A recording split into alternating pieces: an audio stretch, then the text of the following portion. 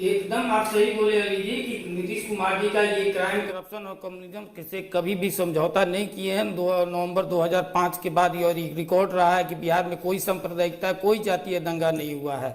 ये कोई नरसंहार नहीं हुआ है। 118 नरसंहार, चाहे वो मियाँपुर हो, चाहे शंकर बिगहा हो, या सब जगह का जैसे नरसंहार हुआ हो। और इसकी बात को लेकर के हम लोग तो सही खेत प्रकट कर रहे हैं। और आप जिनको बोल रहे हैं वो न्यायालय द्वारा छूटे हुए हैं, न्यायालय द्वारा बरी किए गए हैं। अभी हमारे राजद के साथी बोल रहे थे कि न्यायालय से उनको बरी निकलवाया गया। अरे भैया, जब न्यायालय, अगर जो न्यायालय से हम लोग बरी करवा सकते हैं, बेल करवा सकते हैं, तो हम ही लोग करवाए हैं। तो आपको तो कहना चाहिए लालू जी भी तो न्यायालय में, जेल में थे, उनको भी बरी तो क्रेडिट दीजिए ना कि न्याय। तब आप कहते हैं कि न्यायपालिका पर विश्वास है। न्यायालय पर उस समय भी लोकसभा चुनाव के पहले उनको भी बरी हुआ था, तो बरी तो उस पर भी धन्यवाद दीजिए कि हाँ, आप मनन सिंह पर क्रेडिट दीजिएगा और आप अपने लालू जी पर नहीं दीजिएगा। एक अपराधी पर आप कहिएगा भ्रष्टाचारी।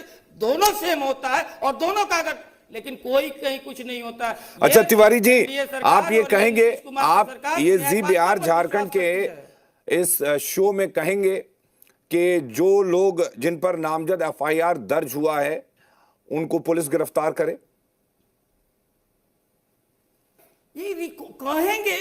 अरे इसके पहले आप देखिए, आर्म से निकला हुआ था ऑलरेडी, उनको वो सरेंडर किए और सबसे बड़ी बात है जिनकी ये बात कर रहे हैं, हम लोग तो टिकट दिए जब न्यायालय उनको निर्दोष किया, बरी किया, तब दिए। लेकिन उन्हीं को 2020 के चुनाव में कौन टिकट दिया उनकी पत्नी को, ये तो बता दिए। वो हम पर सवाल उठा रहे हैं जो उस समय न्यायालय के अंदर में वो दोषी थे। फिर तो बात तो वही हो गई ना। हम कह रहे हैं कि मीठा मीठा गप राजेश जी, बात तो वही हो गई। आप भी तो फिर उन्हीं के बराबरी में आ गए।